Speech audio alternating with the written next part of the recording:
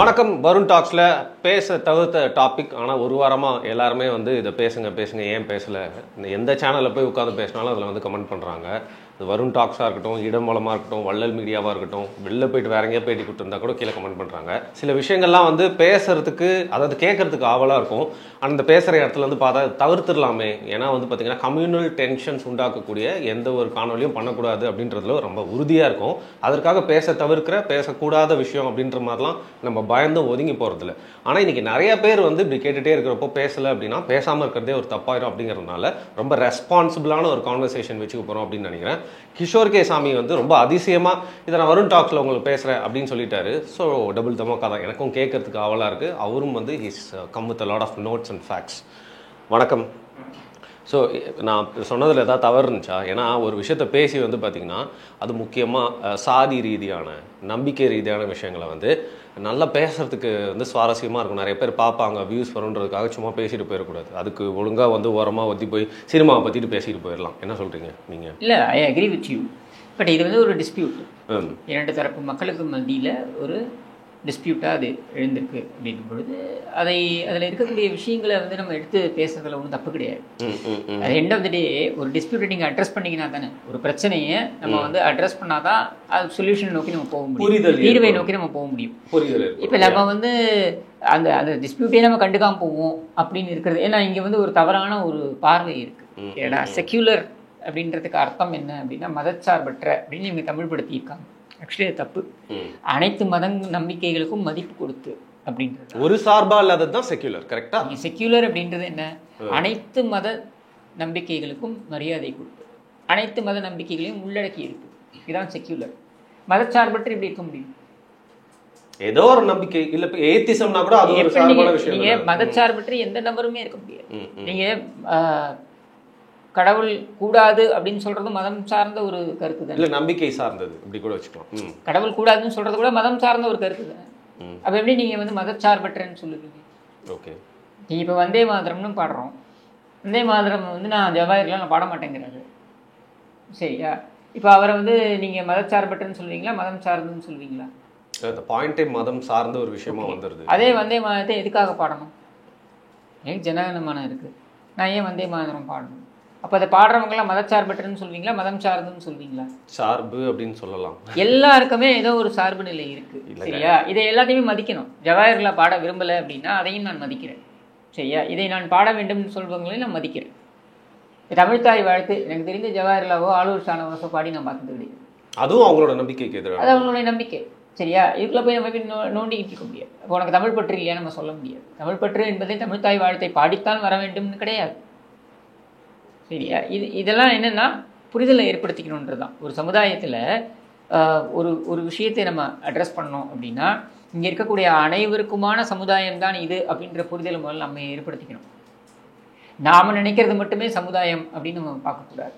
ஒரு சார்பாக போயிடும் அப்படிங்கிறது. அது ஒரு சார்பாக தான் போகும். அதாவது நம்மளுடைய தாட் ப்ராசஸை நம்ம வந்து திணிக்கிறோன்ற மாதிரி ஆகிடும். சரி, இப்போ நம்ம எந்த தாட் ப்ராசஸுமே திணிக்காம உண்மையான விஷயங்களை பேசுவோம் அப்படின்னு நினைக்கிறேன். சரி, திருப்பரங்குன்றம், எனக்கு தெரிஞ்சு திருப்பரங்குன்றம்ன்ற பெயர் தாங்க நான் நிறைய கேள்விப்பட்டிருக்கேன். அறுபடை வீடு கொண்ட திருமுருகா அப்படிங்கிறப்போ என்னென்னலாம் வந்து அவருடைய படையாற்று வீடுகள் இருக்கு அப்படின்றப்போ இது முதல் படை வீடு அப்படின்னு பரவலாக நிறைய பேரோட கருத்தா இருக்கு திருப்பரங்குன்றம். அப்புறம் தான் திருச்செந்தூர் எல்லாமே, இல்லையா? ஆனால் இந்த கதை, இந்த பிரச்சனைக்கு முன்னாடி இந்த கதையை நான் எப்படி கேள்விப்பட்டிருக்கேன்னா, திருப்பரங்குன்றம் மலைக்கு பக்கத்தில் வந்து பார்த்தீங்கன்னா ஒரு தர்கா இருக்குது. இந்த சைடு வந்து இந்துக்கள் வந்து பிரார்த்தனை பண்ணுவாங்க, அந்த சைடு முஸ்லீம்கள் வந்துட்டு போவாங்க. இது நம்ம தமிழ்நாட்டில் மத நல்லிணக்கத்துக்கு ஒரு அடையாளமாக தான் இந்த கதையை நான் வந்து கேள்விப்பட்டிருக்கேங்க. ஆனால் இன்றைக்கி வந்து இது சிக்கீந்தர் மலை தான் அப்படின்னு ஒரு தரப்பு வந்து சொல்லிட்டு ஒரு பிரச்சனையை கொண்டு வராங்க. இன்னொரு பக்கம் வந்து திருப்பரங்குன்றத்தில் நாங்கள் வந்து எவ்வளோ ஆண்டுனே தெரியல, ஏன்ஷியண்ட்டான ஒரு டெம்பிள் இருக்க இடம். அங்கே நீங்கள் அதற்கப்புறம் வந்து ஒரு தர்கா இருந்துச்சு, எந்த பிரச்சனையுமே இல்லாமல். ஆனால் இன்றைக்கி நீங்கள் வந்து சமபந்தி விரும்பு மேலே கொண்டு போய் கடா வெட்டுவேன், அதை கண்டிப்பாக வெட்டுவோம் அப்படின்னு சொல்கிறப்போ அது பார்த்திங்கன்னா இரு தரப்புக்கும் டென்ஷன்ஸ் உருவாகுது. ஸோ இது யாரோ ஒருத்தர் வந்து முடுக்கி விட்டுருக்காங்க, யாரோ ஒருத்தர் வந்து இதை வந்து இந்த ஸ்பார்க்கை வந்து லைட் பண்ணியிருக்காங்க அப்படிங்கிறது என்னோட பார்வை. ஸ்பார்க் வந்து இங்கே இருந்து ஒரு நெருப்பு இல்லாமல் போயாது. சரி, சொல்லுங்க. மாதிரி ஸ்பார்க் பண்ணால் இங்கே ஃபயர் பற்றிக்குன்ற ஒரு இஷ்யூ இருக்கிறதுனால தானே இந்த ஸ்பார்க் வருது. அப்போ there is an issue, let us not, அதை வந்து நம்ம புறந்தள்ளிட முடியாது. சரி, இப்போ திருப்பரங்குன்றம் அதிலிருந்து ஆரம்பிப்போம். ஏன்னா திருப்பரங்குன்றம் என்னை பொறுத்த வரைக்கும் நான் புரிந்து கொண்ட வரைக்கும் பார்த்திங்கன்னா கோவில் முதல்ல அங்கே இருந்துச்சு. ஏன்னா அது குடவரை கோவில். குடவரை அப்படின்னா கேவுக்குள்ளே, அதாவது குகைக்குள்ளே கல்லில் இருந்து செதுக்கப்பட்ட, அப்படியே நேரடியாக செதுக்கப்பட்ட கோவில். அங்கே திருப்பரங்குன்றம் அப்படின்னாலே இது அஃப்கோர்ஸ் டிஆர் ரமேஷ் சார் வந்து நிறைய விஷயங்களை இதை பற்றி பேசியிருக்காரு. I have taken lot of inspiration from him, so I have to give him credit where it has to be given. Thiruparankundram அப்படின்னா, பரன் அப்படின்னா கடவுள், சரியா? ஸோ பரன் குன்றம் அப்படின்னா இந்த சின்ன, இது ஒரு பெரிய மலை கிடையாது, ஒரு சின்ன குன்று, ஒரு குன்று. ஸோ அந்த இறைவனுடைய குன்று அப்படின்றது அதோடைய பெயரே. ஸோ விச் மீன்ஸ் டெக்னிக்கலி நான் சொல்கிறது வந்து அந்த நம்பிக்கையின் அடிப்படையில் அந்த மொத்த குன்றுமே இறைவனோடது அப்படின்னு தான் நம்ம பார்க்குறோம். இப்போது அதில் பார்த்தீங்கன்னா திருவண்ணாமலை எடுத்துக்கிட்டிங்கனாக்கா மலையே சிவன் பார்க்கப்படுகிறது. ஆனால் ஒரு பக்கம் வந்து ஃபாரஸ்ட் டிபார்ட்மெண்ட் இருக்குது, அந்த பக்கம் சிவனோட தலைமறை அப்படின்னு சொல்லுவாங்க. ஸோ அப்போது இங்கே இந்த மாதிரி வந்து நம்பிக்கைகளின் அடிப்படையில் சில பகுதிகள் சார்ட் அவுட் பண்ணியிருப்பாங்க. இப்போ திருமலை எடுத்துக்கிட்டிங்கனாக்கா பேரே திருமலை அப்படின்னும் பொழுது அந்த 7 மலையுமே வந்து சீக்ரெட் அப்படின்னு பார்க்கப்படுது. இந்த பகுதி அந்த பகுதி எல்லாமே வந்து சீக்ரெட்டாக பார்க்கப்படுது. அது மாதிரி வந்து திருப்பரங்குன்றமும் பார்த்திங்கன்னா அந்த குன்று மொத்தமாகவே வந்து சீக்ரெட்டாக பார்க்கப்படுது. இது இருக்குது.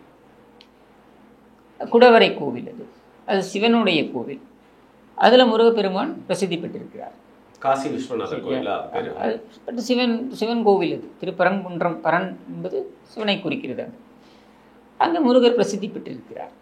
ஐதீகம் என்னென்னா, திருச்செந்தூரில் அவர் வந்து அந்த சூர சம்ஹாரம் முடிச்சுட்டு இங்கே வந்து தேவானியை திருமணம் செய்து கொண்டிருக்கிறார் அப்படின்றது தான் நம்பிக்கை.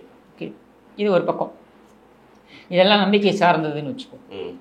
அடுத்து இந்த திருப்பரங்குன்றம் மாதிரி இப்போ நீங்கள் அறுபடைன்னு சொல்கிறீங்க இல்லையா, அதுவே வந்து என்னென்னா ஆற்றுப்படை வீடு அப்படின்னு தான் நம்ம சொல்கிறோம். ஏன் ஆற்றுப்படை வீடுன்னு நம்ம சொல்கிறோம்னா, இது முருகாற்றுப்படையில் இடம்பெறுகிறது.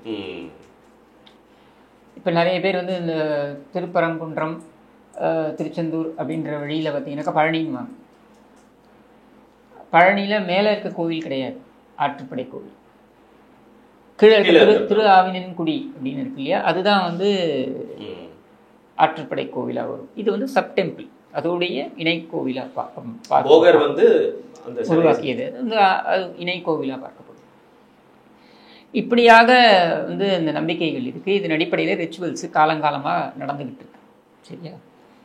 இப்போ இது இடைப்பட்ட காலத்தில் நான் சொல்கிறது வந்து இஸ்லாத்தோடைய உருவானதுக்கப்புறம் இங்கே அதுக்கு அவங்க வந்து படையெடுப்பு நடந்தது. இதெல்லாம் வந்து ஹிஸ்ட்ரி. இதுக்குள்ளே இந்த சர்ச்சையை இதுக்குள்ளே போக வேண்டிய அவசியம் இல்லைன்றதை ஏன் சொல்கிறேன் நான்? போகாமலே சொல்ல முடியுமா? போகாமல தான் சொல்லணுன்ற நான். நீங்கள் இது மட்டும் நான் சொல்லிடுறேன். ஒரு ஆக்டிவான மாஸ்க்குக்கும் தர்காக்கும் வித்தியாசம் இருக்குது. உங்களுக்கே தெரியும், பல முஸ்லீம்கள் வந்து தர்கா அப்படிங்கிற கான்செப்டே நம்ப மாட்டாங்க, அதை வந்து ஹராம் அப்படின்னு சொல்லுவாங்க.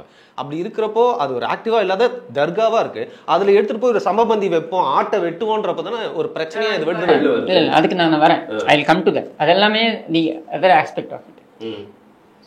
வெதர் அவங்க வந்து எந்த முஸ்லீம்களில் எந்த பிரிவினர் வந்து அதை நம்பலைன்றது வேற விஷயம். சரி, ஒரு பிரிவினர் அதை தர்கா என்று வழிபடுகிறார், ஆர் அதை அங்கே சென்று வருவதை ஒரு வழக்கமாக கொண்டிருக்கிறார்கள். அப்படின்னா அந்த நம்பிக்கைக்கு நம்ம மரியாதை கொடுத்தாகணும், சரியா? அது ஏன்றது நான் அப்புறம் சொல்கிறேன். But let us come to the story. இது ஃபஸ்ட்டு வந்து திருப்பரங்குன்றம், இது வந்து இங்கே நடந்துக்கிட்டு இருக்கு காலங்காலமாக. இப்போ வந்து இஸ்லாமிய படையெடுப்பு வருது. படையெடுப்பு வந்து அந்த படையெடுப்பு காலத்தில் சிக்கந்தர் பாதுஷா அப்படின்ற ஆள் வந்து அங்கே போனார். அங்கே வந்து அவர் வந்து இந்த மலை மேலே தவம் இருந்தார். தவம் இருக்கும்பொழுது அது தொழுகை பண்ணிட்டு இருந்தார், அங்கே உள்ளே உட்காந்துருந்தார். அப்போது வந்து அங்கே வந்து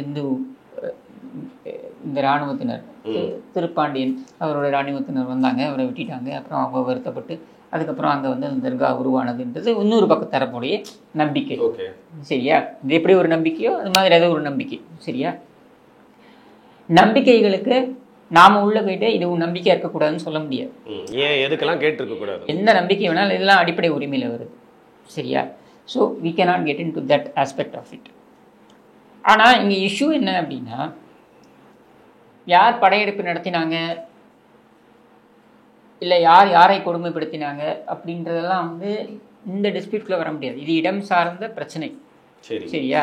இங்கே 1000 ஆண்டுகளுக்கு முன்னாடி என்ன நடந்தது, 14ஆம் நூற்றாண்டில் என்ன நடந்தது, 13ஆம் நூற்றாண்டில் என்ன நடந்தது அப்படின்றதெல்லாம் வந்து ஹிஸ்டாரிக்கல் பிளண்டர்ஸ் நடந்திருக்கு, யாரும் மறுக்க போகிறதில்லை. ஹிஸ்டாரிக்கல் பிளண்டர்ஸ்ன்னு எடுத்துக்கோங்க. ஹிஸ்டாரிக்கல் பிளண்டர்ஸை வைத்து நீங்கள் ஒரு வழக்காட முடியாது. வரலாற்று தவறுகள், வரலாற்று பிழைகளை வைத்து நீங்கள் ஒரு வரலாற்று கொடுமைகளை வைத்து நீங்கள் ஒரு வழக்காட முடியாது. எப்படி வழக்காடுவீங்க? நீங்கள் ஒரு இடம் சார்ந்த ஒரு பிரச்சனைங்க. இங்கே தர்கான்னு இருக்குது, இங்கே வந்து கோவில் இருக்குது.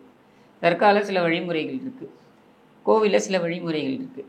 இது ரெண்டுத்துக்கும் நடுவில் ஒரு பிரச்சனை எழுது, சரியா? அப்படின்னும் பொழுது நீங்கள் இல்லை 14ஆம் நூற்றாண்டில் இந்த தர்காவை வந்து கோவிலை இடித்து கட்டினான் அப்படின்னு நீங்கள் சொல்ல போகிறீங்க அப்படின்னா எந்த கோர்ட்டுமே அதுக்கு என் கோர்ட்டில் தான் நீங்கள் போய் சொல்யூஷனை பார்க்கணும். நாம் இப்போ இருக்கிறது வந்து ஒரு டெமோக்ரஸி அப்படின்னு சொல்லப்பட்டாலும் கூட it is actually a rule of law. சட்டத்தின்பால் நம்ம நடக்கிறோம். சட்டம் என்ன சொல்லுது? யார் எப்படி வேணால் பண்ணியிருக்கலாம், சரியா? 13ஆம் நூற்றாண்டில், 12ஆம் நூற்றாண்டில், 10வது நூற்றாண்டில் யார் வேண்டுமானாலும் என்ன வேணாலும் பண்ணியிருக்கலாம். அதுக்குள்ளே நம்ம இப்போ போக முடியாது. அங்கே தர்கா இருக்குது, அதை மறுக்க முடியாது, அதை யாரும் மறுக்கலை. கோவில் இருக்குது, குடைவரை கோவில் இருக்குது, அதையும் யாரும் மறுக்கலை. இப்போ இது ரெண்டும் இணக்கமாக எப்படி செயல்பட முடியும்? இவ்வளோ நாள் செயல்பட்டு இருந்த மாதிரி இல்லை, அதான் சொல்கிறேன். அதுவும் இயங்கிட்டு இருந்தது, இதுவும் இயங்கிட்டு இருக்கு. இது எப்படி இணக்கமாக இயங்க முடியும்? இதை நோக்கி தான் நம்ம பார்க்க முடியும். அந்த தர்காவே இருக்கக்கூடாதுன்னு நம்மளால் சொல்ல முடியாது. ஏன்னா it has come to be. அது வந்து 13ஆம் நூற்றாண்டில் கட்டினாங்களோ 14ஆம் நூற்றாண்டில் கட்டினாங்களோ, இது ஆற்றுப்படை கோவில், குடைவரை கோவில் அப்படின்னு சொல்லிட்டு இது 2000 ஆண்டுகளுக்கு முன்னர்னு ஆர்கியூ பண்ணலாம். சில பேர் 13ஆம் நூற்றாண்டுன்னு ஆர்கியூ பண்ணலாம். எப்படி மாறுது அது நீங்கள் எப்படி வேணாலும் ஆர்கியூ பண்ணிக்கலாம், சரியா?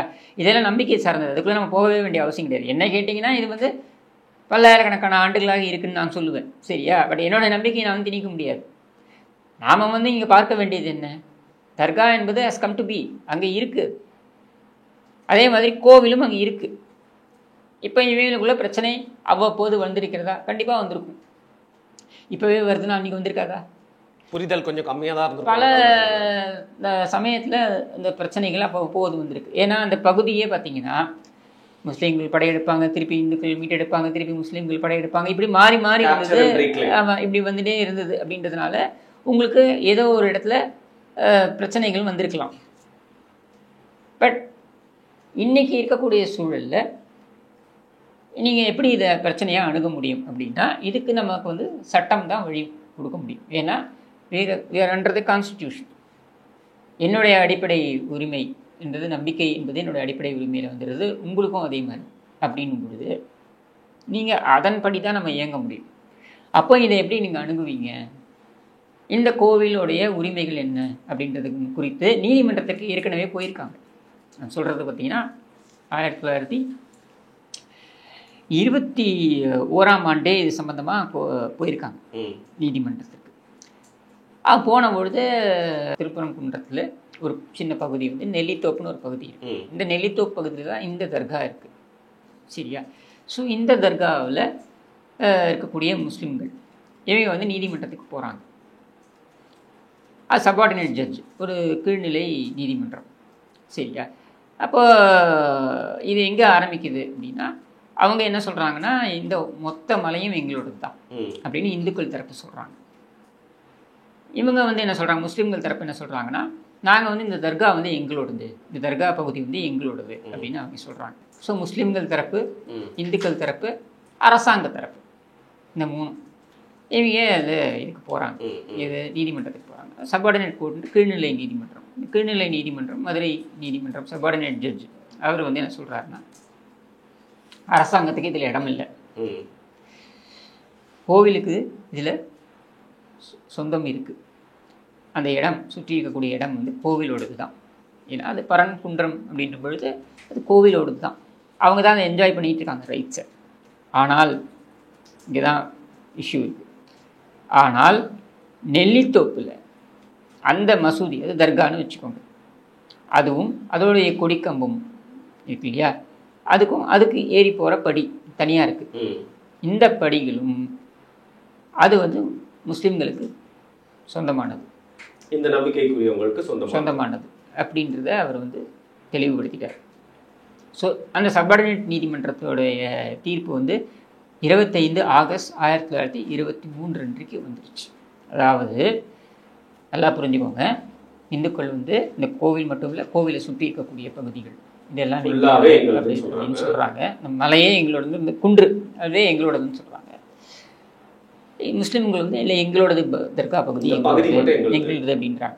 அப்போது நீதிமன்றம் வந்து அரசாங்கம் என்ன சொல்லுது, இல்லை இது இந்த ஹோல் மலையே எங்களோடது அப்படின்னு சொல்லுது அரசாங்கம். அது ஏன் சொல்லுதுன்றது அப்புறம் வரேன் நான். சப்பார்டினேட் கோர்ட் என்ன சொல்கிறாங்க, கிடையாது, நீங்கள் வந்து கவர்மெண்ட் இதில் தலையிடக்கூடாது, கவர்மெண்ட் இதில் சொந்தம் கொண்டாடக்கூடாது, தலையிடக்கூடாது, இல்லை சொந்தம் கொண்டாடக்கூடாது. இதை வந்து பகுதி சுற்றி வட்டாரக்கூடிய பகுதி வந்து கோவிலுக்கு தான் சொந்தம். ஆனால் நெல்லித்தோப்பு பகுதியில் இருக்கக்கூடிய அந்த தர்கா மற்றும் அந்த கொடிக்கம்பம் மற்றும் இங்கிருந்து கிழந்து அங்கே போகக்கூடிய படி, இது மட்டும் முஸ்லீம்களுக்கு சொந்தம் அப்படின்னு தீர்ப்பை கொடுத்துட்றாங்க. இந்த தீர்ப்புக்கு எதிராக முஸ்லீம்கள் அப்பீல் போகிறாங்க, இந்துக்கள் போகல, முஸ்லீம்கள் அப்பீலுக்கு என்ன சொல்கிறாங்க, என்ன கேட்குறாங்க. இந்த தீர்ப்புக்கு எதிராக முஸ்லீம்கள் உயர் நீதிமன்றத்துக்கு போகிறாங்க அப்பீல். அவங்களுக்கு வந்து அரசாங்கத்துக்கு எதிராக பிரச்சனை இல்லை, அவங்களுக்கு வந்து இங்கே இந்துக்களுக்கு எதிரானதான் பிரச்சனை.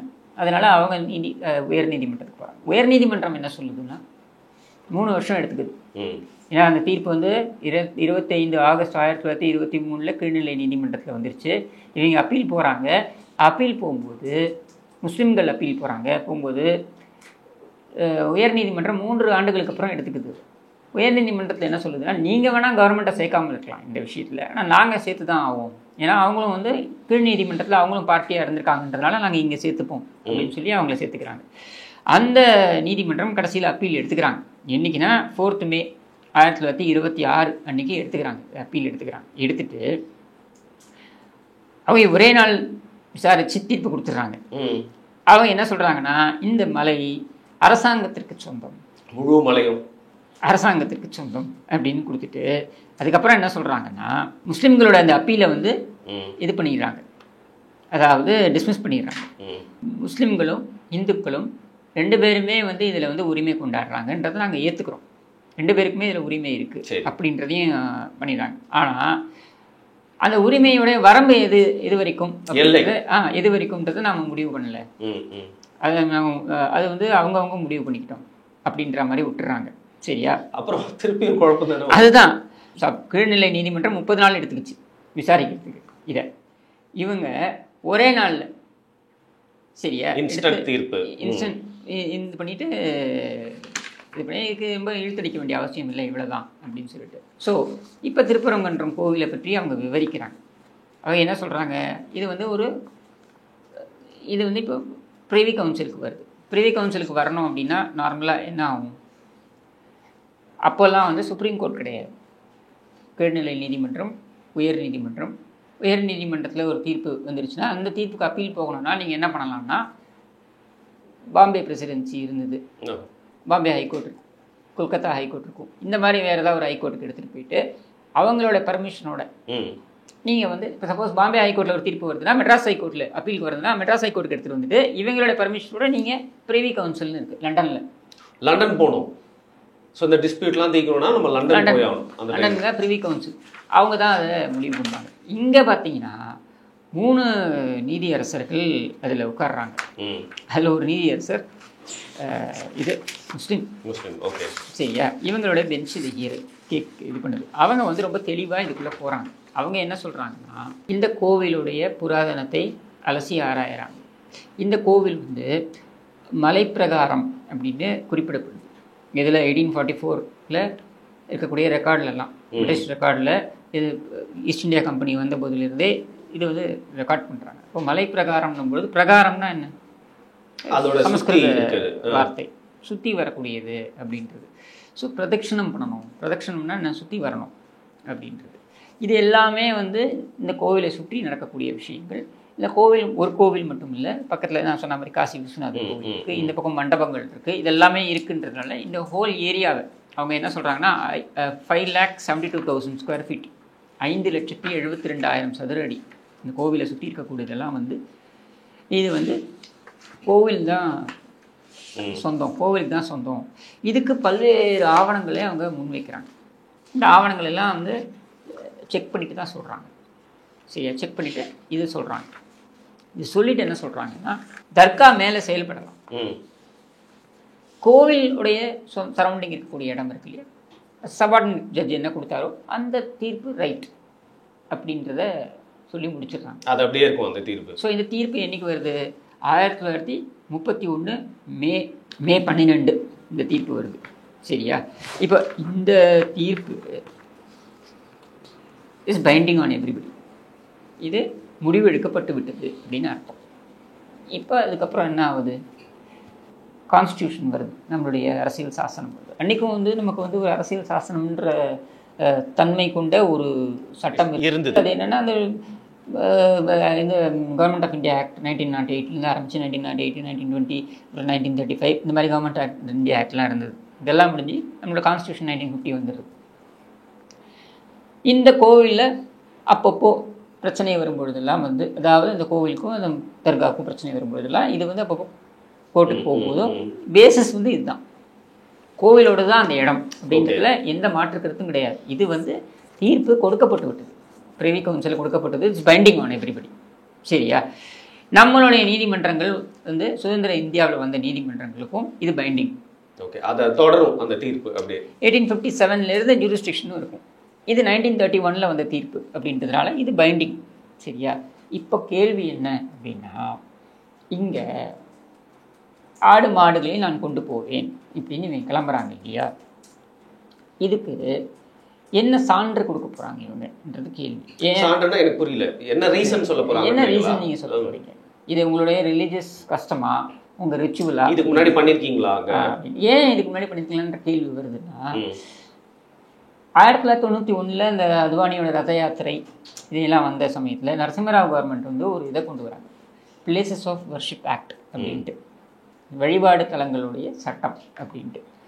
இந்த 1991 சட்டம் என்ன சொல்லுது அப்படின்னா, ஆண்டு வந்த சட்டம் 1991 வந்த சட்டம் என்ன சொல்லுதுன்னா, ரொம்ப கிளியராக ஒரு வழிபாட்டு தலம் அதோடைய கேரக்டர்,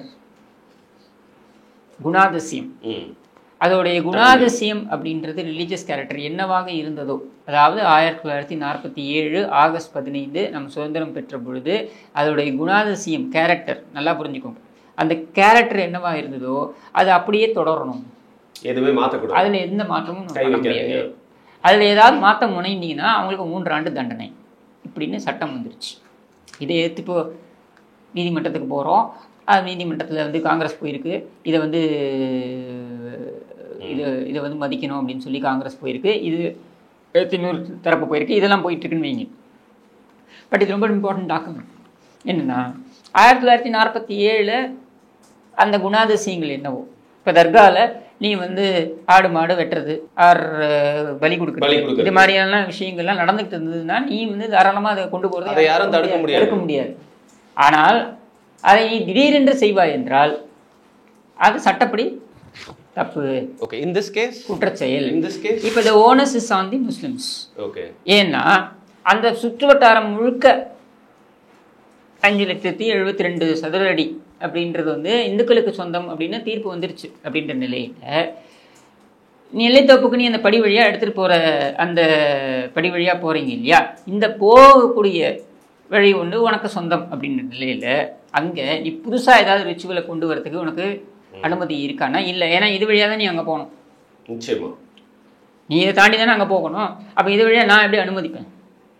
புதுசாக நீ எதாவது கொண்டு வரேன்னா நான் அனுமதிக்க வேண்டிய அவசியம் கிடையாது. ஸோ கிளியர்லி நீ திடீர்னு ஒரு இப்போ கடந்த ஆண்டு போகிறாங்க, எடுத்துகிட்டு போகிறாங்க ஆடு. லாஸ்ட் இயர்ல இருந்து தான் இந்த பிரச்சனை வந்து லாஸ்ட் இயர் இந்த ஃபேமிலி ஒன்று எடுத்துகிட்டு வராங்க. இதுக்கு முன்னாடி ஒரு பிரச்சனை வந்திருக்கு, பட் அதுக்கப்புறம் ரீசெண்ட் டைம்ஸில் நீங்கள் சொல்லுங்கள் இந்த மாதிரி கொண்டு வராங்க. கொண்டு வரும்பொழுது தெளிவாக அவங்க என்ன சொல்கிறாங்க, இதுக்கு நான் அனுமதிக்க மாட்டேன் அப்படின்ட்டு.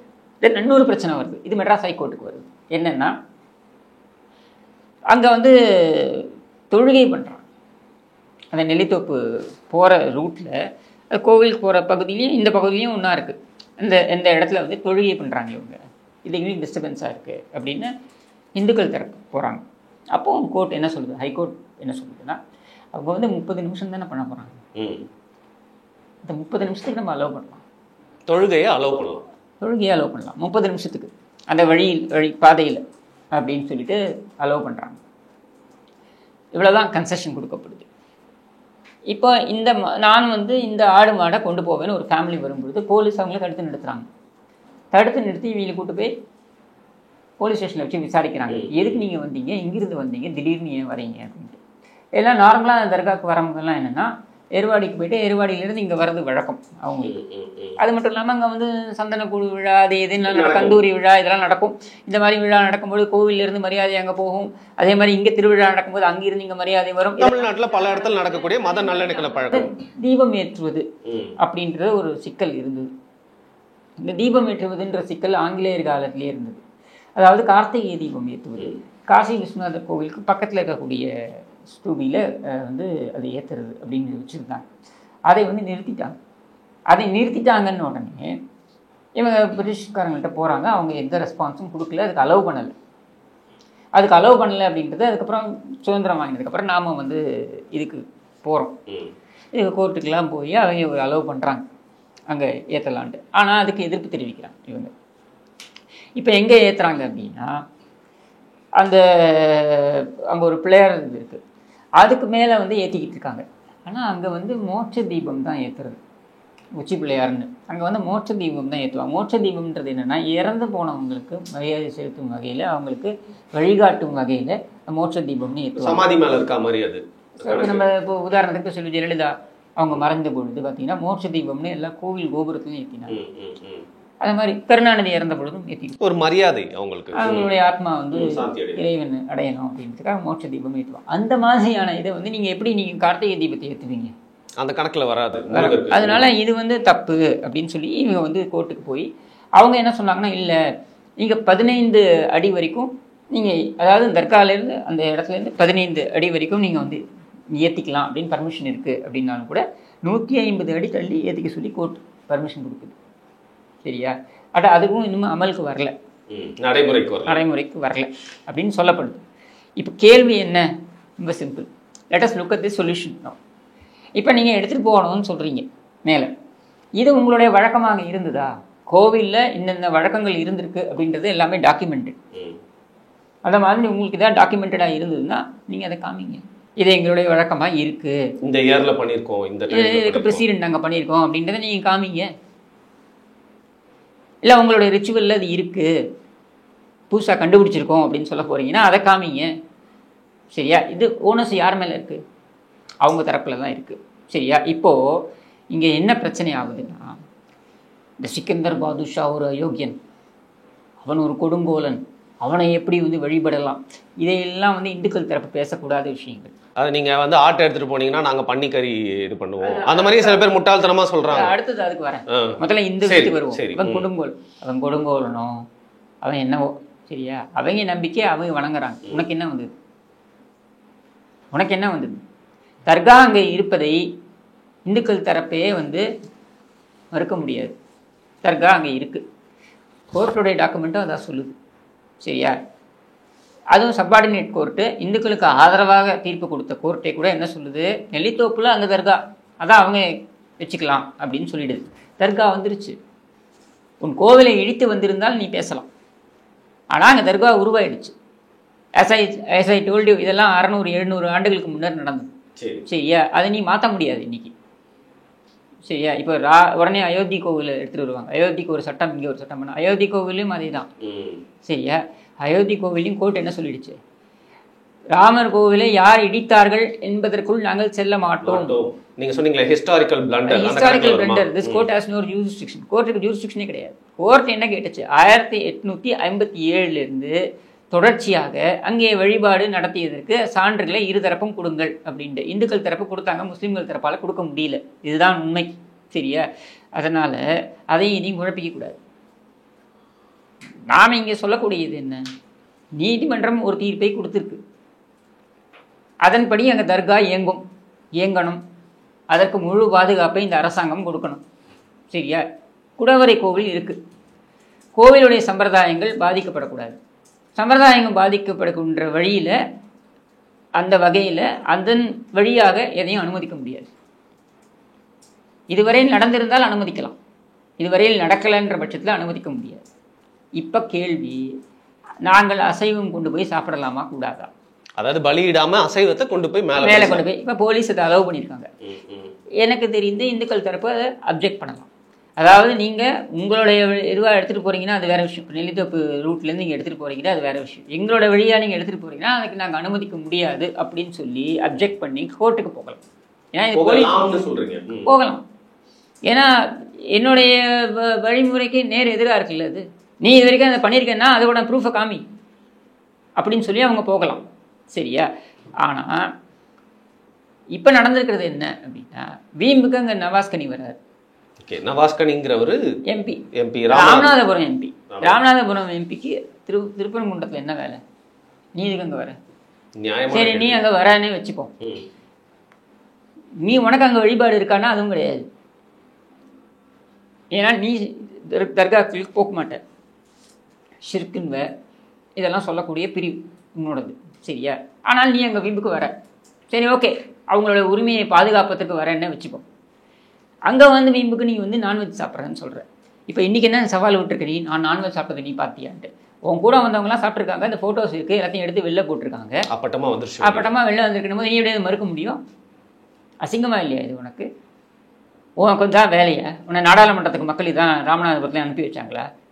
நவாஸ்கனின்றவர் சிறிய எய்யப்பட்ட ஒரு அம்பாதாங்க தெரிகிறாரு. அதுதாங்க பிரச்சனை. இங்கே என்னன்னா, டோல்ட் யூ, சி, அரசியல் கட்சிகள் இதுக்குள்ள நுழையவே கூடாது.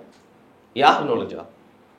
ரெண்டு தரப்பும் நுழையிறாங்கல்ல. எஸ்டிபிஐ வருது. எதுக்கு வருது எஸ்டிபிஐக்கு இங்கே என்ன வேலை? இதில் முஸ்லீம்கள்னா நாங்கள் வருவோம் அப்படின்னா உடனே இந்துக்கள்னா நாங்கள் வருவோம் அப்படின்னு. சரி, இரண்டு தரப்பு நம்பிக்கை கொண்டவர்கள், ஒரு பக்கம் பக்தர்கள், இன்னொரு பக்கம் நம்பிக்கை கொண்டவர்கள்னு வச்சுப்போம். அவங்க பக்தர்கள்ன்றதை ஏற்றுப்பாங்களான்னு தெரியல அந்த பதத்தை. ஸோ நம்பிக்கை கொண்டவர்கள்னு வச்சுப்போம். இவங்க ஒரு டிஸ்பியூட் இருக்குது அப்படின்னா இதை ரிசால்வ் பண்ண வேண்டியது யார்? Government, court. இது ரெண்டும் தானே. அது வக்ஃப் போர்டு கீழே வருது அப்படிங்கிறதுனால உங்களோட வக்ஃப் போர்டு கீழே வருதுனாலும் வக்ஃப் போர்டு எடுக்க வேண்டியதானே அந்த விஷயத்த. நீ எதுக்கு வர? சரியா? ஒன்று, இவர் எந்த கட்சியை சேர்ந்தவர்? எச்ராஜா சார் போறாரு. கரெக்ட். இல்லை, இவர் எந்த கட்சியை சேர்ந்தவர்? நவாஸ்கனிங்கிறவர். நவாஸ்கனி அவர் அந்த முஸ்லீம் லீக்ல, இந்திய யூனியன் முஸ்லீம் லீக். நம்மளுடைய கேள்வி, நீ வர்றதுனால எஸ்டிபிஐ அந்த பக்கம் அவங்க வந்து ஒரு போராட்டம் நடத்தினாங்க எனக்கு தெரிஞ்சு. அதுக்கு முன்னாடி பார்த்தீங்கன்னா போன வருஷம் விடுதலை சிறுத்தைகள் வந்து ஒரு போராட்டம் நடத்தினாங்க. உடனே இந்த பக்கம் பாஜக. சரி, இவங்க எல்லாருமே தேவையில்லாத ஆணிகள் இந்த விஷயத்தை பொறுத்த வரைக்கும். ஏன்னா every thing is very clear. நீங்களாம் வந்து அரசியல் பண்ணி ஆதாயம் தேட நீங்கள் காம்ப்ளிகேட் பண்ணுறீங்க. இப்போ இன்னொரு கூட்டம் வந்து என்ன சொல்லுது, நாங்கள் பன்றிக்கறியை எடுத்து கொண்டு செல்வோம். நம்ம என்னுடைய கேள்வி, அசைவம் எடுத்துகிட்டு போகக்கூடாதுன்றதான் உன்னுடைய கூற்று தானே. அசைவம் எடுத்துகிட்டு போகக்கூடாதுன்றதானே உன்னோட கூற்று. பன்றிக்கறி அசைவம் இல்லையா? அப்போ உன்னுடைய பிரச்சனை அந்த கோவிலுடைய புனிதம் பாதிக்கப்படும்ன்றது இல்லை. உன்னுடைய பிரச்சனை அங்கே முஸ்லீம்கள் இருக்காங்க, அங்கே தர்கா இருக்குன்றது. தர்காவே உன்னால் எதுவும் செய்ய முடியாது. ஏன்னா உன் நம்பிக்கை எப்படியும் அவன் நம்பிக்கை எப்படி. சரியா? அது வந்துருச்சு, அதை மாற்ற முடியாது. அது 14ஆம் நூற்றாண்டிலே 15ஆம் நூற்றாண்டிலே வந்து விட்டது. சட்டம் அதை பாதுகாக்கிறது. சட்டம் அதை பாதுகாக்க வேண்டும். ஆனால் நான் புதிதாக ஏதாவது ஒன்று செய்வேன்னு கிளம்புறாங்க இல்லையா, இதை தடுக்க வேண்டும். இது வீம்புக்கு பண்ணுறது. அதை முஸ்லீம்கள் தரப்பு செய்தாலும் தவறு. அதுதாங்க நான் திருப்பியும் கேட்குறேன். யாரோ ஒரு தரப்பு, ஒரு ஃபேமிலியோ இல்லை 2-4 ஃபேமிலியோ சேர்ந்துட்டு பண்ணலங்க. அதுக்கு பின்னாடி யாரோ ஒருத்தவங்க இதை வந்து தூண்டி விடுறாங்க. அதான் சொல்றேன், மத இது பெரிதுபடுத்துறதே அரசியல் தரப்பு தாங்க. நீங்க இது ராமர் கோவில் இஷ்யூவே எடுத்துக்கோங்களேன். அயோத்தி விவகாரமே நீங்க எடுத்துக்கிட்டீங்கன்னாக்க அது ஷியா மாஸ்க்கு. அங்கே ஷியா வகுப்பினர் வந்து அங்கே இருக்கக்கூடிய லோக்கலில் இருக்கக்கூடிய அயோத்தியில் இருக்கக்கூடிய ஷியா வகுப்பினர் அதை கொடுக்கறதுக்கு கூட தயாராக இருந்துட்டாங்க. உடனே சன்னி வகுப்பு போர்டு உள்ளே வராங்க. அது எப்படி கொடுக்க முடியாது அப்படின்னு வந்து அவங்க உடனே அந்த பிரச்சனையை கையில் எடுத்துக்கிட்டு அது பெருசாகி எந்த அளவுக்கு. அப்புறம் அதுவானி இந்த பக்கம் பெருசாக எடுத்து அதை மசூதியை கொண்டு போய் இடித்து, இந்த மசூதியை இடித்ததுனால நிறைய பேர் அதை ஒத்துக்க மாட்டாங்கன்னா நான் உண்மையை சொல்கிறேன். அந்த மசூதியை இடித்ததுனால நமக்கு செட்பேக் அதிகம். ஏன் தெரியுமா? நீதிமன்றத்தில் நம்மளால் நிறைய ப்ரூஃபை நம்மளால் இன்னும் நிறைய ஸ்ட்ரெயிட் ஃபார்வர்டாக கொடுத்துருக்கலாம். நம்மளால் கொடுக்க முடியாமல் போயிடுச்சு. ஃபெய்த் அப்படின்றதன் அடிப்படையில் நம்மளால் ஆர்கியூ பண்ண முடியாமல் போயிடுச்சு. நம்பிக்கையின் அடிப்படையில் ஆர்கியூ பண்ண முடியாமல் போயிடுச்சு. ஆதாரத்தையே உடச்சிட்டாங்க இவங்க, அரசியல் பண்ணிக்கிறீங்க. நீங்கள் வந்து டிலே பண்ணிட்டீங்க. உங்களுடைய அரசியல் தேவைகளுக்காக நீங்கள் அதை பண்ணிட்டீங்க. இப்போ ஞானவாப்பி மசூதியில் நடக்குதுங்க. நிறைய பேர் சொல்லுவாங்க, இப்போ ஞானவாப்பி மசூதியில் மட்டும் எப்படி டிமாண்ட் பண்ணுறாங்க. ஞானவாப்பி மசூதியில் இருக்கக்கூடிய என்டையர் விஷயமே வேறு. ஏன்னா section 4 of that Places of Worship Act என்ன சொல்லுதுன்னா, declaration as to the religious character of certain places. அப்போ ரிலீஜியஸ் கேரக்டர் அப்படின்னா என்ன? குணாதிசயம். உள்ளுக்குள்ள சிலைகள் இருக்குது, லிங்கத்துலேருந்து எல்லாமே உள்ளுக்குள்ளே இருக்குது. அப்போ அந்த ரிலீஜியஸ் கேரக்டரை நீ எப்படி டிட்டர்மைன் பண்ணுவீங்க? அப்போ நாங்கள் டிட்டர்மைன் பண்ணணும், அதுக்குள்ளே என்னென்ன இருக்குன்றதை டிட்டர்மைன் பண்ணுங்கள். அதோட கேரக்டர் என்ன, அந்த ஸ்ட்ரக்சருடைய கேரக்டர் என்ன. மசூதி என்பது மேலாப்பில் கட்டப்பட்டு உள்ளுக்குள்ள கோவில் இருந்திருக்கா அப்படின்றத நான் செக் பண்ணணும். அப்படின்றதுக்கு தான் வந்து ASI protected, archaeological society of India protected அப்படின்றதுனால ஏஎஸ்ஐயுடைய சர்வேவே கேட்குறாங்க. ஸோ அதையும் இதையும் குழப்பிக்க கூடாது. இப்போ அதை கூட கண்டெஸ்ட் பண்ணி தான் காங்கிரஸ் வந்து இதுக்கு போயிருக்குன்னு வைங்க, இந்த மாதிரி பிளேசஸ் ஆஃப் வர்ஷிப் ஆக்டை வந்து நம்ம மதிக்கணும் அப்படின்னு சொல்லி இந்த கிளாஸை வந்து இப்போ கண்டெஸ்ட் பண்ணுறாங்க. சரியா? இப்போ நம்முடைய கேள்வி, தர்காவுக்குள்ளே கோவில் இல்லை, அந்த குன்று என்பதே சீக்ரெட் அப்படின்னு கருதப்பட்டாலும் அதுக்கு மேலே அங்கே தர்கா கட்டப்பட்டு விட்டது. இப்போ கட்டப்பட்டு விட்டதை மாற்ற முடியாதுன்னு நீதிமன்றம் சொல்லிடுச்சு. நீதிமன்றத்தோட தீர்ப்பை வச்சு தான் நம்ம ஆர்கியூ பண்ணுறோம். பிரைவி கவுன்சில் சொன்ன தீர்ப்பை வச்சு தான் நம்ம ஆர்கியூ பண்ணுறோம் போது தர்காவே இருக்கக்கூடாதுன்னு நம்ம சொல்லக்கூடாது. அதுக்கான அந்த வாதமே வந்து தவறு. சரியா? ரெண்டாவது, நான் பன்னிக்கறி எடுத்துகிட்டு போவேன்றது அயோக்கியத்தனமான பேச்சு. ஏன்னா அசைவமே கொண்டு போகக்கூடாதுன்றதான நிலைப்பாடு, நம்மளுடைய நம்பிக்கையே தானே. அப்போ அங்கே அசைவமே கொண்டு போகக்கூடாதுன்ற நிலையில் பன்னிக்கறி மட்டும் எடுத்துகிட்டு போவியா நீ? உன் நம்பிக்கையை நீயே வந்து கான்ட்ராடிக்ட் பண்ணிச்சிப்பியா நீயே? ஜஸ்ட் பிகாஸ் அவனுக்கு வீம்பு பண்ணணுன்றதுக்காக நீ சட்டத்தை இயக்கணும்னு சொல்லு. சட்டப்படி ஆடு மாடு கொண்டு வரதை நான் ஏற்றுக்க மாட்டேன்னு சொல்லு. அது உனக்கு எல்லா உரிமையும் இருக்குது. பதிலுக்கு நான் பன்னிக்கறியை கொண்டு போவேன்றது அது இந்த வீம்புன்றது இது வந்து இது பிரச்சனையை பெரிதாக்குமே தவிர்த்து இது பிரச்சனையை முடிவுக்கு கொண்டு வராது. இப்போ இதில் உட்காந்துக்கிட்டு இஸ்லாமியர்கள் இப்படித்தான், அவர்கள் அந்த பிரச்சனை பண்ணுறாங்க, இதெல்லாம் ஏன் பேசி டைம்? ஏதோ ஒரு 4 பேர் ஏதோ ஒரு இந்த சைட் 10 பேர் பண்ணதை வச்சு எல்லாருமே இப்படி தான். நான் என்ன கேட்குறேன்னா, கோ பை லா. சட்டம் தான் நம்மளை இயக்கும். சரியா? சட்டப்படி நீ போ. அரசியல் கட்சிகளுக்கு அது சரி வராது. ஏன்னா இவர்கள் உணர்ச்சியை தூண்டுவார். இப்போ நான் வந்து முருகப்பெருமானை வணங்குகிறேன். சரியா? அப்போன்னா நான் வந்து தர்கா அங்கே இருக்கக்கூடாதுன்னு தான் சொல்லணும். ஆனால் சட்டம் அதை அனுமதிக்குமா? அனுமதிக்காது. எல்லாருக்கும் பொதுவானது அப்படின்னும் பொழுது நான் சட்டப்படி என்னவோ அதான் பேசணும். என்னுடைய விருப்பு வெறுப்புகளை நான் திணிக்க முடியாது. அப்போ இங்கே ஒரு அரசாங்கம் என்பது விருப்பு வெறுப்புகளை விடுத்து யோசிக்கணும். அதுதான் உண்மையான நீ சொல்லக்கூடிய செக்யூலர். அப்போ என்ன பண்ணியிருக்கணும் இந்த அரசாங்கம்? இந்த அறநிலைத்துறை என்பது தான் இதை மேனேஜ் பண்ணுறாங்க. அப்படின்னும் போது அறநிலைத்துறை ஒரு ஸ்டாண்ட் எடுக்கணும். ஒரு உண்டியலில் ஃபோன் கீழே விழுந்துருக்கு தவறி, இதுக்கு சட்டமன்றத்தில் வந்து விளக்கம் கொடுத்துக்கிட்டு இருக்காரு. அதற்கப்புறம் திருப்பி கொடுக்குறாங்க. விளக்கம் கொடுத்துக்கிட்டு இருக்காரு யார்? சேகர் பாபு. அப்போது இவ்வளோ பெரிய பிரச்சனை இங்கே நடக்குது, ஏன் வாய மூடி இருக்காரு? இப்போ நம்ம பேசிகிட்டு இருக்க இந்த செகண்ட் வரைக்கும் நீங்கள் அரசியல் கட்சிகளே பேசக்கூடாதுன்ற நான் எஸ்டிபிஐயோ பிஜேபியோ ஐயூஎம்எல்ஓ முஸ்லீம் லீகோ விசிகாவோ இவங்க யாருமே பேசக்கூடாது. நீங்கள் எல்லாம் தள்ளி இருக்கு, நீங்கள் வராதீங்கன்ற நான் இந்த பிரச்சனைக்குள்ள. அரசாங்கத்தை நோக்கி பக்தர்கள் கேள்வி கேட்கணும். ஏன்னா அறநிலையத்துறை உங்கள் கையில் கட்டுப்பாடில் தான் இருக்குது. நீ இதில் ஒரு ஸ்டாண்ட் ஏன் எடுக்க மாட்டேங்கிற? எடு. ஏன் நீ பேச மாட்டேங்கிற? ஏன் இது வரைக்கும் அமைச்சர் பேச மறுக்கிறார்? ஏதோ ஒரு செட் ஆஃப் ஓட்டை லூஸ் பண்ணுறோன்னு. அப்போது உன்னுடைய மக்கள் அடிச்சுக்கலாம். அப்போ உன்னுடைய ஓட் பாலிட்டிக்ஸ்க்காக அந்த பக்கம் நவாஸ் கனியும் தூண்டி விடுவீங்க, இந்த பக்கம் வாய மூடி இருப்பீங்களா? நான் நவாஸ் கனிக்கும் ஜவஹர்லாவும் பார்த்து கேட்குற கேள்வி, எஸ்டிபிஐ பார்த்து கேட்குற கேள்வி, ஜகபர் அலின்னு ஒருத்தர் இறந்து போனார், கொலை செய்யப்பட்டிருக்கிறார். அதுவும் எவ்வளோ குரூசமாக கொலை பண்ணியிருக்காங்கன்னா, ஒரு முறை ஏற்றி இது திருக்க மாட்டாரோன்ற நம்பிக்கையில் பயத்தில் ஆதங்கத்தை திருப்பி போய் 2 வாட்டி ஏற்றிருக்கான், 3 வாட்டி ஏற்றிருக்கான். சரியா? இவ்வளவு கொடூரமான ஒரு கொலை நடந்திருக்கு, இதில் நடந்திருக்கு எங்கே புதுக்கோட்டையில். உன் போராட்டம் அங்கே இருந்திருக்கணுமா? இல்லை நடக்காத ஒரு உனக்கு நம்பிக்கை இல்லாத ஒரு தர்காவில் ஆடு வெட்டுவன் நீ கிளம்பி ஒதுங்கி நிற்பியா? ஸோ இதை வந்து பேச்சுவார்த்தையின் அடிப்படையில் சுமூகமான தீர்வை காண வேண்டிய இடத்துல இருக்கக்கூடியது அறநிலைத்துறை, அரசாங்கம், வக்ஃப் வாரியம், 3த்தையும் உட்கார வச்சு இந்த அரசாங்கம் பேச்சுவார்த்தை தீர்வை நோக்கி நடந்திருக்கணும். அதுதான் ஒரு பொறுப்பான அரசாங்கம் செய்ய வேண்டியது. இந்த அரசாங்கம் அதை செய்ததா? இது வரைக்கும் செய்யலை. அப்புறம் இது அயோக்கியத்தனம் இல்லையா? அப்போ நம்முடைய கேள்வி இவ்வளவுதான், சிம்பிள். கோபைலா சட்டம் என்ன சொல்லுதோ அதை செய். சட்டம் அவர்களுக்கு ஆதரவாக சொல்கிறது, சட்டப்படி அவர்களுக்கு ஆடு மாடு இதையெல்லாம் வெட்டுவதற்கு அவர்களுக்கு அனுமதி இருக்கிறதுனா செய்யுங்க. சட்டம் அதை அனுமதிக்கலைன்னா செய்யாதீங்க. இவ்வளவு தானே. இதையே இவ்வளோ குழப்பிக்கிட்டு அவன் வந்து சுல்தான் வந்து அப்போ ஏதோ கொடுமை பண்ணான், இது அப்புறம் இவங்க வந்து இந்துக்கள் வந்து அப்போ ஏதோ கொடுமை பண்ணாங்க, இதெல்லாம் ஏன் பேசிக்கிட்டு இருக்கீங்க? யாரை கொடுமைப்படுத்தினா இல்லைன்னு? அதெல்லாம் ஹிஸ்டாரிக்கல் பிளண்டர்ஸ், அதெல்லாம் முடிஞ்சு போச்சு. அது முடிந்த 500-600 ஆண்டுகள் போயிடுச்சு. நாம் இப்போ பேசுகிறது என்ன, இன்றைக்கி நம்ம இருக்கும்பொழுது டிஸ்பியூட் ஆஃப் பிளேஸ் சம்மந்தப்பட்ட டிஸ்பியூட். உனக்கு எந்த அளவுக்கு வரையறை இருக்குது, எனக்கு எந்த அளவுக்கு வரையறை இருக்குது.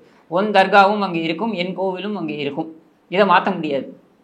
ஆனால் உன் தர்காவுக்கு நான் வந்து புதுசாக சடங்குகள் பண்ணுறேன்னு நீ எடுத்துகிட்டு வந்திருந்தேன், அது என்னுடைய கோவிலுடைய புனிதத்தை கெடுக்கும் என்றால் கண்டிப்பாக நான் எதிர்ப்பேன். This is your point. Okay fine. இப்போ வந்து இது வந்து பேசுறதுக்கு உங்களுக்கு தைரியம் இல்லை, திராணி இல்லை, பயமாலாம் கேட்டிருந்தாங்க. ஒரு ரெஸ்பான்சிபிளாக பேசணுன்றதுனால பைலா என்ன இருக்கோ அப்படிங்கிறத சொல்லியிருக்கோம். அது மட்டும் இல்லாமல் இதோட என்னை பொறுத்த வரைக்கும் இதோட முக்கியமான ரீசன் நான் பேசினதோட டேக் அவேவாக என்ன எடுத்துக்கிறேன்னா, இதுக்கு பின்னாடி தூண்டி விடப்பட்டு பெரிய 2 சமூகங்களை அடிச்சுக்க வைக்கிறதுக்காக பின்னாடி நடக்கிற அரசியலை வந்து எக்ஸ்போஸ் பண்ணணும், எல்லாரோட நியாயமும் பேசணும், அண்ட் ரூல் என்ன சொல்லுது அப்படிங்கிறதையும் வெளிக்கொண்டு வரணும். அப்படிங்கிறனால தான் அப்படிதான் நம்ம வந்து க்ளீனாக பேசியிருக்கோம் அப்படின்னு நினைக்கிறேன். கண்டிப்பாக பார்க்குறவங்க எல்லாருமே அவங்களோட கருத்துக்களை பதிவிடலாம். அண்ட் எதிர்கருத்துக்கள் எதாக இருந்தாலும் அதையும் வந்து ரொம்ப டீசெண்டாக முறையில் பதிவிட்டா அதற்கான விளக்கமும் விடயம் வந்து கொடுக்கலாம் நம்ம. கண்டிப்பாக. Thank you so much for your effort.